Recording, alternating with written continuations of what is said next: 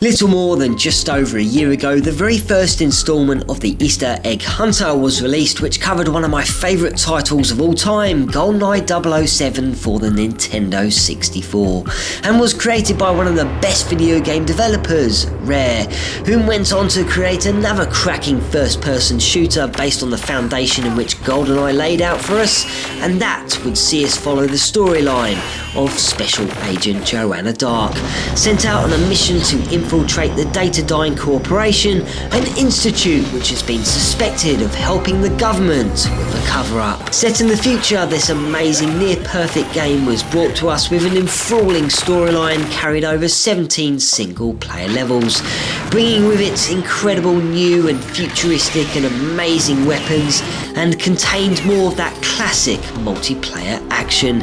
And it also tucked away some nice little secrets and Easter eggs, as this is Perfect Dark on the Easter Egg Hunter. Welcome everyone to the home of finding sweet chocolate Easter eggs within our video games. Well, okay, perhaps not chocolate ones, but it's as good as having and finding the real thing, but just on a different level, as this is the Easter Egg Hunter.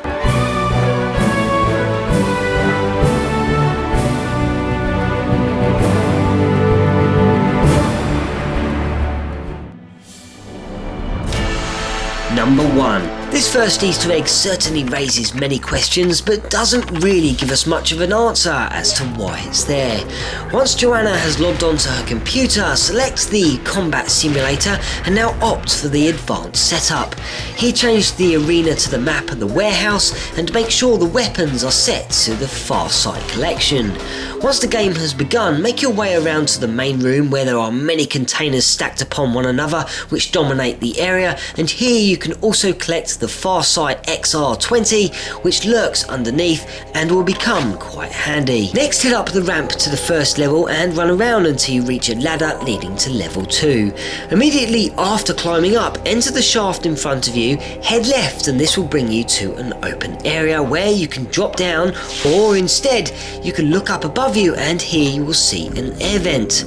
If you activate your Far Sight weapon, this will now illuminate the vent, causing a question mark symbol to appear more clearly. There are many theories as to why it is here, but I think it is more than likely a reference to the Super Mario franchise.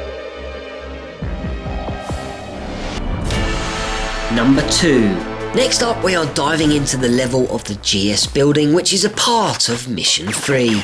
Here you will have to deal with various guards that are equipped with cloaking devices, all of which will need taking down in order to pass through the locked doors in front of you.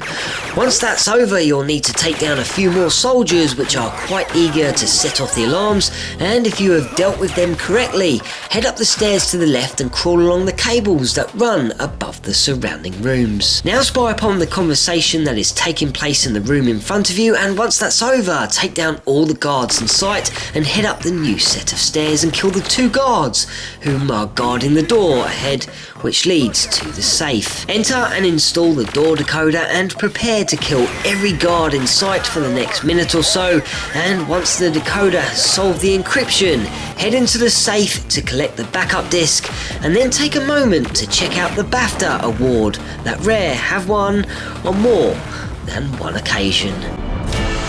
Number 3.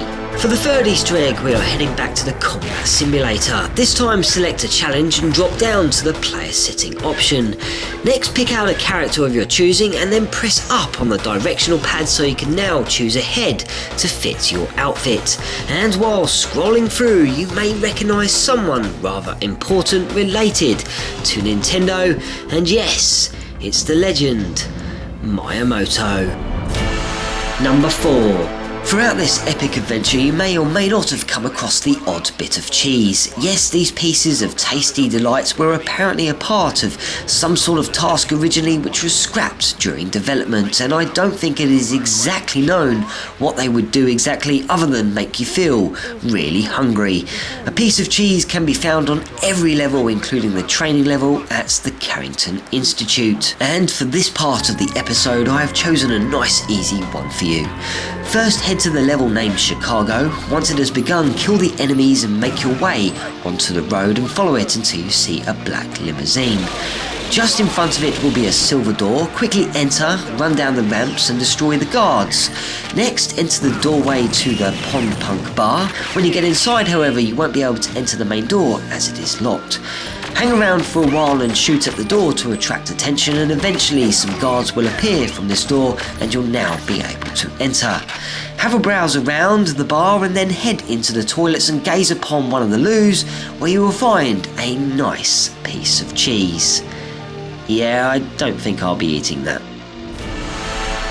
Number 5. To conclude our look at Perfect Dark, we'll be heading to the second mission, which features at the Carrington Villa, where your objectives include saving the negotiator, restarting the wind generator and rescuing Carrington, who is being held hostage. Once the first 2 objectives have been completed, you will head into Carrington's wine cellars, where here you'll need to kill all the guards. And then if you have some spare time on your hands and you're not too bothered about how quickly you complete the mission, then take a few moments to unload your weapons upon every single bottle of wine you see standing upon the shelving units. When you get down to the very last one, expect to hear from Carrington as he'll say something to you. And until next time, this is the Easter Egg Hunter, breaking out.